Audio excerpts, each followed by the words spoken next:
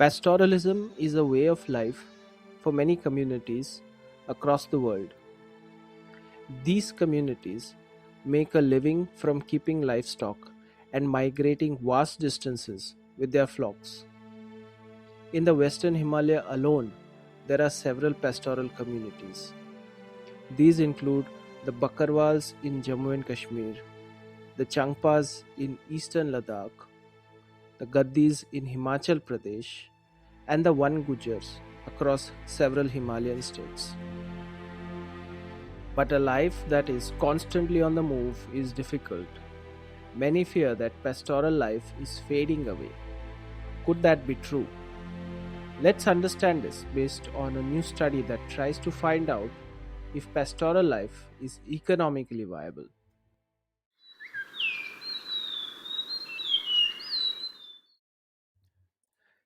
The eastern part of Ladakh is home to the Changpa community, spread over a region of almost 17,000 square kilometers.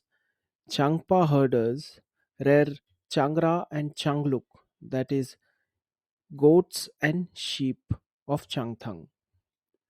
And what they are famous for is for producing the best quality of pashmina or cashmere in the world.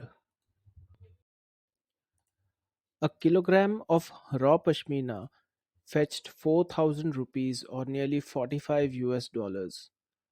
With an estimated population of 180,000 goats in eastern Ladakh, this region produces nearly 45 tons of raw pashmina, which is worth 18 crore rupees or roughly 2 million US dollars.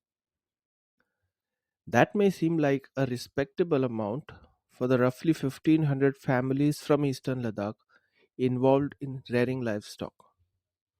But can they rely solely on livestock rearing?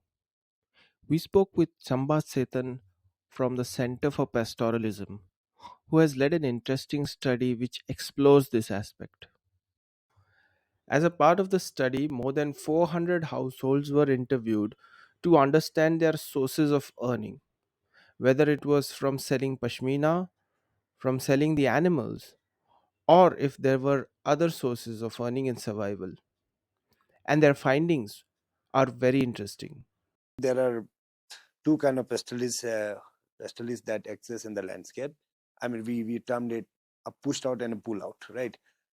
If you look at the herd size, we understand that herd size beyond um, 250 and 300 is where they actually make good amount of profit in a year, right? That means this family kind of earn good amount of money from pastoralism, and they are solely dependent on pastoralism. They can be dependent on pastoralism. That's the amount of income it can generate with herd size above 300, 250 to 300, right, and above.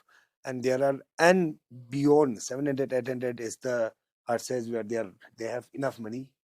Of course, the herding isn't hardship, and they'll be like, okay, now I want to buy a car or build a house in Leh or guest house, whatnot. So that is the pushed out kind of a category.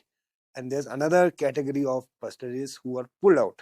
Let's say their herd size is less than 150 or 100, and they are not able to make their income solely out of pastoralism.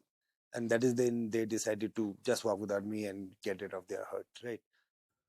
So, a pastoral family in eastern Ladakh with less than 200 livestock may be pulled out of a pastoral life and be forced to sell off their livestock or add some more sources of earning to survive. At the other extreme, a family with over 700 livestock may earn well enough to be able to build assets which might eventually push them out of a pastoral life. And in between lies a sweet spot of 300 to 700 livestock, where the earning from livestock alone may be able to earn a respectable amount to continue their pastoral life. One important point this study highlights is that while there are those who rely solely on livestock rearing, there may be a large number of families that focus on multiple ways to earn their living.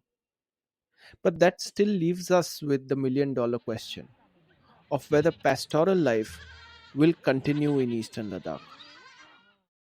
I think people want to leave. People are like young people are now taking up. That means it is at the brink. It's shrinking. And I'm a Changpa myself. And if you tell me to go and herd, I would not. So there are many. So because if you look at pastoralism, there are hardly any technological innovation that has taken place. That's not the thrill that this generation wants, right? Pastoralism as a social activities might change, or people are living out of that kind of practice, but pastoralism or animal keeping as an economic activity may not stop. And that is a fundamental distinction to understand. That while pastoralism as a social activity is already fading, it is still an attractive economic activity. Will we see some form of aggregation then, with fewer herders owning larger flocks? Well, that might already be happening across several pastoral communities, including some in eastern Ladakh itself. But does this also mean that the nature of pastoralism will switch from extensive forms of herding to intensive rearing systems? Now, that is a question best answered by time.